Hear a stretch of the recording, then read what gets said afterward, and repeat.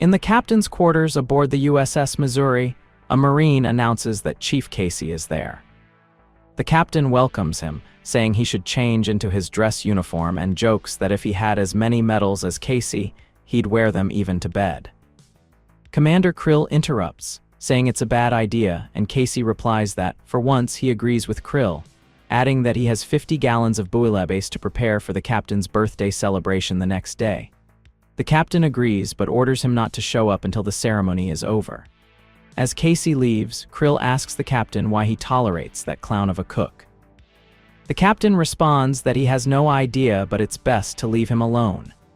In the news, it's reported that President Bush has arrived to honor the USS Missouri and its rich history, as the ship will be decommissioned after its final voyage to San Francisco, where its weapons will be removed and dismantled, never to be used again.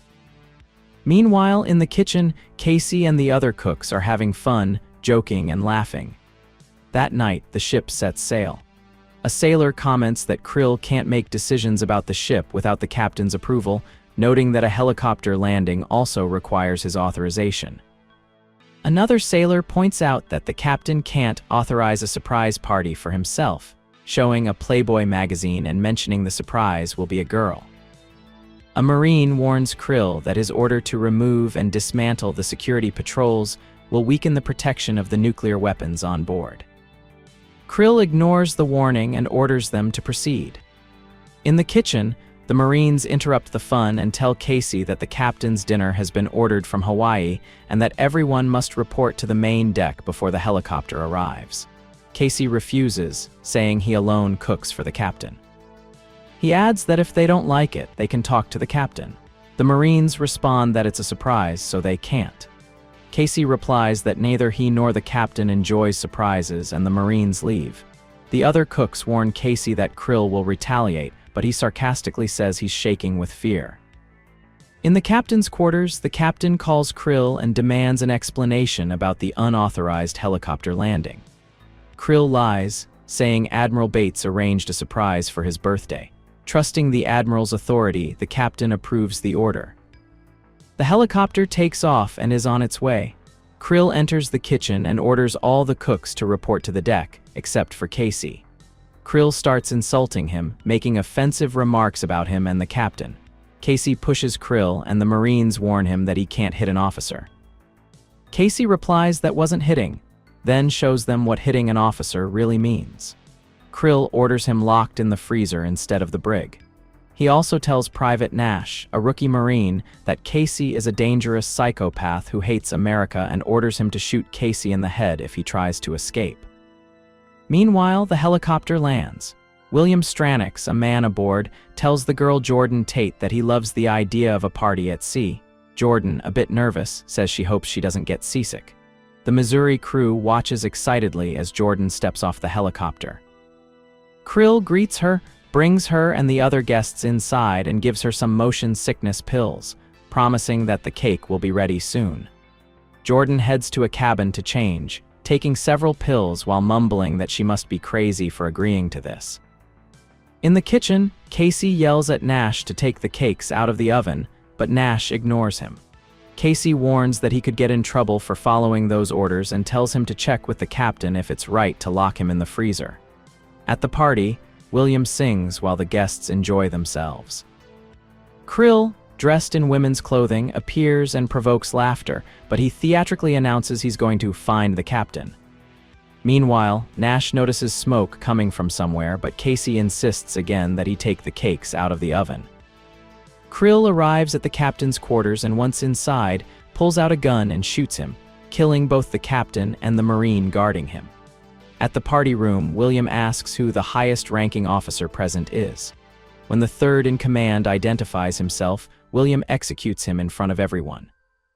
Immediately, other conspirators pull out weapons and take control of the room. In other parts of the ship, the conspirators kill sailors and drag them out of the engine rooms. Casey, still locked up, hears the gunfire and orders Nash to contact the bridge, but Nash insists it's just music. Frustrated, Casey insults him and demands that he talk to the captain. Meanwhile, the crew members are taken into the ship. One of them tries to resist but is shot. William kills another and warns that anyone who resists will be killed, along with whoever is next to them. The entire crew is then locked in an empty compartment and the door is secured. All external guards are then either killed or captured. In the captain's cabin, Krill reads the captain's notes about his behavior aboard the ship, while William watches. The notes describe his attitude toward the crew as increasingly hostile and recommend a psychological evaluation. Krill asks William if he thinks he needs such an evaluation, and William replies, "Not at all." Then, the group storms the bridge and takes control of the navigation room, completing the ship's hijacking. William hands a disc to a man named Mr. Pitt and orders him to guard it with his life. They confirm they have full control of the ship, having trapped the crew in the bow and locked others in non-essential areas. William orders Mr. Pitt to reactivate the weapon systems and promotes Krill to captain. In the kitchen, Nash notices that Casey seems clever, but Casey replies that he's not, just frozen. Casey asks Nash to call the bridge to find out what's happening and to be careful. Nash makes the call and mentions they heard gunfire. Krill replies that it was just fireworks. William tells him to inform Nash that they'll be sending men to relieve him. When William asks who's in that area, Krill replies there's only a cook and an armed Marine. Although Krill suggests sending more men, William is confident that 2 of his mercenaries will be enough, even against 20 Marines and 100 cooks. Nash tells Casey that everything's fine and it was just firecrackers. Casey mocks him, saying he has no brain, and tells him to release him so he can handle the situation. Nash insists that he's about to be relieved and orders him to stay quiet. Suddenly, 2 mercenaries appear, disarm Nash, and ask where the cook is before killing him. They open the refrigerator and begin shooting, but Casey surprises them, takes them down, and locks them in the fridge. Casey grabs the handcuff keys and turns off the lights while the mercenaries try to get out. In the darkness, they struggle to move through the kitchen. Casey uses a throwing knife to disable one of them and quickly eliminates the other. He collects their gear and weapons and prepares something he puts in the microwave before turning it on. In the navigation room, it's reported that an F-18 has been sent to search for the helicopter. Meanwhile, Casey arrives at the captain's cabin, finds his body, and covers it with the captain's dress uniform. Outside, William and his team watch closely as the F-18 approaches. From the navigation room, they lock on and fire, shooting down the jet. Krill proposes a toast, and they begin to celebrate. At CIA headquarters, Tom Breaker is summoned by Admiral Bates, who is on the phone with William. William threatens to kill the crew and use the ship's arsenal if any aircraft or ships get within 100 miles, repeating the launch codes for the 32 Tomahawk missiles on board. When asked about his targets, William ignores the question, makes more threats, and hangs up. Breaker explains that William used to work for them until they canceled a mission and tried to eliminate him because he was insane. William orders Mr. Pitt to fire a missile, which shortly after hits its target, destroying a communications satellite. Admiral Bates and his team contact the White House to wake the president. On the ship, the hijackers are dismantling beams and removing them from the vessel, while Casey watches from the shadows. Soon after, Casey reaches the main deck where he sees the bodies of Marines and sailors. He moves a large cake aside and suddenly music starts playing. Jordan appears dancing and Casey yells at her to turn off the music. He takes her to a room where Jordan bursts into tears upon seeing the dead bodies and asks what happened. Casey asks who she is, and she explains that she's Jordan Tate, Miss July 1989, who took some seasickness pills and fell asleep.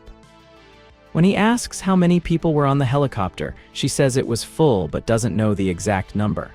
Jordan asks if he's some kind of special agent, and Casey replies he's just a cook. Alarmed, Jordan exclaims, "Oh my God, we're gonna die." Meanwhile, on land, Admiral Bates receives a report on the weapons and munitions aboard the USS Missouri, including 8 Tomahawks with nuclear warheads. Breaker explains that William and his private army were funded for a special operation against a North Korean nuclear submarine, but when he became a threat, they tried and failed to neutralize him. On the ship, William contacts a submarine crew, giving them coordinates to rendezvous. When a mercenary informs him that 2 team members are missing, Krill insists they should have sent more men from the beginning. Meanwhile, Casey hides Jordan in a locker and assures her she'll be safe. However, she starts screaming, forcing him to explain the risks if anyone hears her. Jordan begs to go with him, and Casey warns her that if she comes, she must remain invisible. He also promises to give her a weapon if needed. William, Krill, and some of their men arrive in the kitchen. Upon observing the place, William concludes that the people who killed his men were professionals. Krill tries to convince him that Casey is useless, but William doesn't believe it. Suddenly, the microwave starts beeping. William yells for everyone to get down just before it explodes.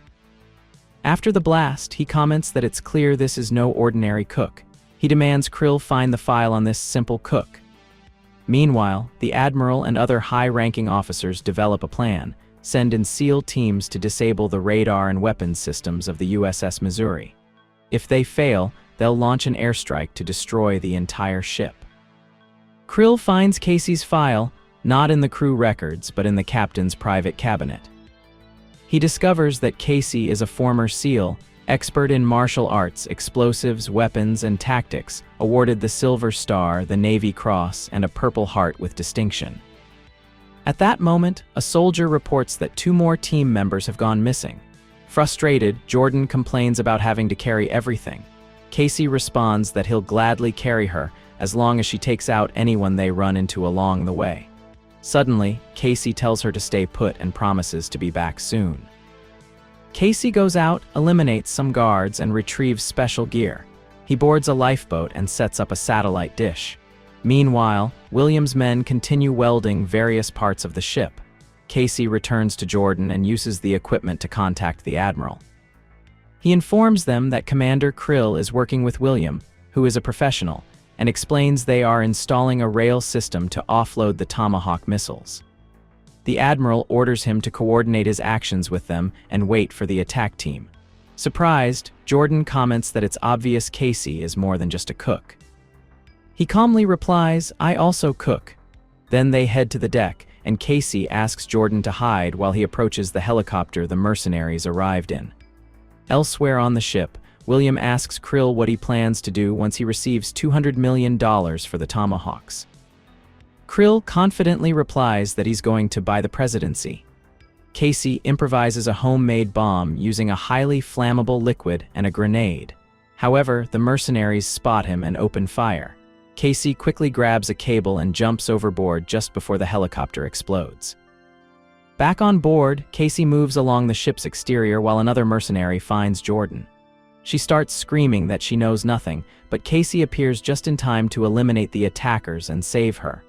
They both run inside the ship, where Casey sets up a trap. The pursuing mercenaries are caught off guard when the hatch explodes. William, annoyed, comments that the cook is a real nuisance. Krill says he knows what to do. Krill explains there's a sprinkler system in the forecastle, and if they activate it, Casey will be forced to try to save the people trapped there, leading him to his death when the compartment floods. As they move through the ship, Casey and Jordan hear Morse code. Someone is tapping on the walls. Casey uses a welding tool to open a hatch, which scares the people on the other side. But when he finally kicks it open, they cheer upon seeing him. Casey explains the situation and distributes weapons to them. In the plotting room, the mercenaries detect what they believe is a power surge. In an electrical control room, Casey and the others determine that the weapons system will be disabled in half an hour. Suddenly, Krill's voice is heard throughout the ship. He tells Casey to look at the nearest monitor, where the crew is seen panicking as water rises. To emphasize the threat, Krill shoots one of the prisoners. Casey declares they must rescue them.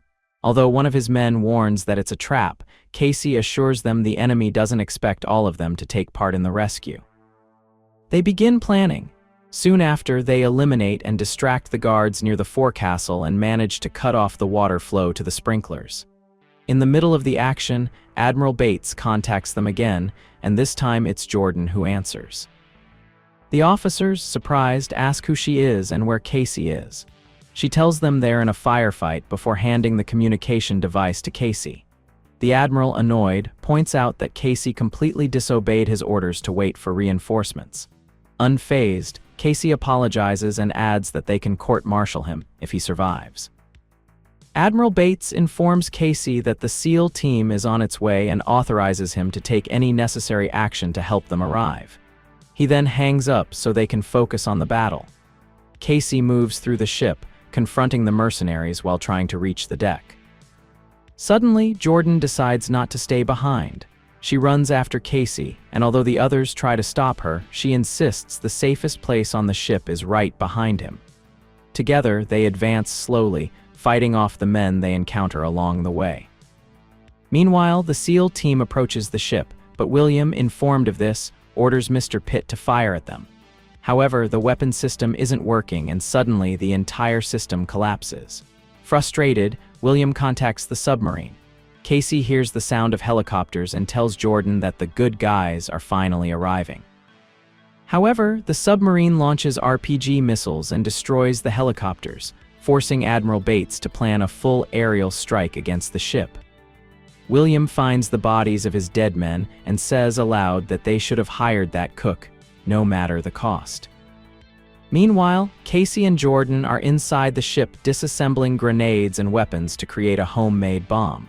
Casey lowers himself down the side of the ship into the water, heading toward the submarine. The mercenaries spot him and start shooting, and one even hits him with an anchor. Despite his injuries, Casey plants the bomb, detonates it, and swims back to the ship. Just as a mercenary is about to shoot the wounded Casey, Jordan appears and saves him by shooting the attacker. Meanwhile, William and Krill are informed that the submarine can no longer dive. Krill assures that he'll repair the damage, while William declares he's going to make Hawaii glow in the dark. Jordan helps Casey with his wounds, while Mr. Pitt informs William that the weapon system is disabled. Enraged, William threatens him at gunpoint, forcing him to find a solution. Casey and the others decide to use the ship's big deck guns to destroy the submarine. They load the weapons and fire an initial warning shot. William and Krill mock the attempt, claiming the cannons don't have enough power to harm them. But Casey adjusts the cannon's angle and fires a real round, causing serious, but not fatal damage. The submarine tries to submerge, but Casey fires a more accurate shot that destroys it completely. Enraged, William launches 2 Tomahawk missiles toward Hawaii and, in a state of madness, sits and begins to sing while everything collapses around him. Admiral Bates is informed of the launch and that the missiles will reach Honolulu in 24 minutes. Meanwhile, CIA agents prepare to blame Casey if the operation fails. Casey asks Jordan to retrieve the communications device. She and another man manage to reach the lifeboat and pick it up while Casey fights off more mercenaries aboard the ship, eliminating them one by one. At the same time, F-18 jets take off to intercept the missiles. Casey reaches the planning room where he comes face to face with William. William remarks that it's been a long time since they saw each other, and Casey replies by calling him sir. William shows him how he sabotaged the systems so the missiles can't be stopped and says the lock is broken, although he holds the key. Casey confronts him and the two engage in a knife fight. Though William is skilled, Casey proves to be superior. During the fight, William stumbles and Casey seizes the opportunity to grab the key. Meanwhile, the F-18s manage to intercept one of the missiles, but one is still on course. Casey uses the communication device to contact the Admiral, who dictates a code that Casey enters just in time to disable the second Tomahawk before it reaches its target. The crew celebrates, but Casey notices bombers approaching the ship. He immediately informs the Admiral, who cancels the aerial strike. Afterwards, Casey and his team free the rest of the crew who were being held. On the deck, a medic tells Casey he'll need stitches for his wounds, but he jokes that he's afraid of needles. The others ask him to show them a move, and Casey agrees with humor. In the final scene, as the ship arrives in San Francisco, everyone pays tribute to the fallen comrades from the operation. If you enjoyed the video, don't forget to leave a like, subscribe to my channel, and hit the bell so you never miss a recap. See you in the next one.